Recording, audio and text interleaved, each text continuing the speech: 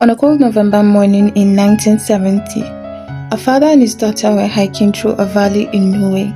They were looking for flowers, but what they found instead was a body, burned beyond recognition, surrounded by melted plastic bottles, sleeping pills, and a passport with no names. 50 years later, nobody knows who she was. They just called her the Isdal Woman. Isdalian Ice Valley sits just outside Bergen, Norway. It's beautiful, but its locals avoid it. They say it's cursed. Old folk tales speak of trolls and restless spirits roaming the valley at night. But on November 29, 1970, the reputation got a lot darker. The body of a woman, badly burned, lying amongst the rocks, arranged in a strange position, investigators couldn't explain. Near her, a passport, but the name on it was fake. Labels on her clothes had been cut out, every single one deliberately removed. So she could never be traced. Her fingerprints had been burned off. Her teeth had been altered to hide her dental records. Now, even the serial numbers on the items in her possession had been scratched away. This wasn't an accident. Someone didn't want this woman ever identified, dead or alive. Now, investigators quickly learned this wasn't the first time this woman had been seen. Days earlier, hikers had spotted her in the same valley, alone, watching the area as if studying it. Hotel staffs in Bergen remembered her too. She had checked in under warning, paid in cash, and kept entirely to herself. Then she vanished, only to reappear days later under a completely different identity. Police found 2 suitcases she had left behind at the Bergen train station. Inside were wigs, disguises, foreign currencies from multiple countries, and a notebook written in a code that was never ever fully cracked. Not by Norwegian police, not by historians, not by anyone who's tried since.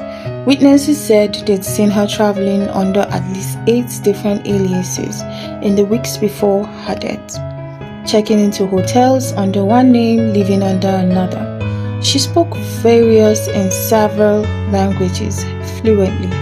She was always alone, she always paid in cash, and she always seemed to know exactly when to disappear.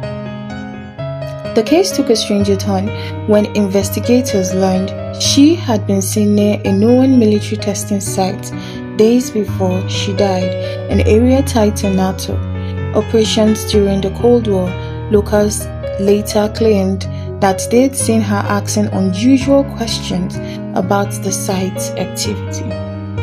To this day, the leading theory is that the Isdal Woman was a spy. Cold War tensions were at their peak. Norway shared a border with the Soviet Union, making it a quiet battleground for intelligence operations on both sides. Now, an unidentified multilingual woman traveling under false name, found dead with everything that could identify her deliberately destroyed. It reads like something out of a Cold War thriller, except no one ever wrote the ending. But the Norwegian authorities officially closed this case as a suicide. No real explanation was ever given for the missing fingerprints, the false identities, the cut-out labels, the code no one could ever break. Now, many who worked the cases never believed the official conclusion. For many decades, the case went cold, until journalists reopened it in 2016. Now, DNA testing finally becoming possible on her remains.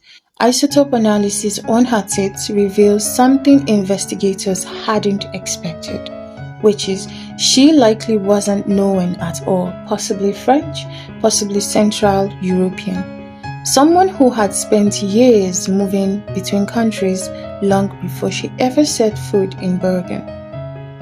Also, despite the new evidence, despite the advanced forensics, despite 5 decades of effort, the Isdal Woman has never been identified. No name, no family, no closure.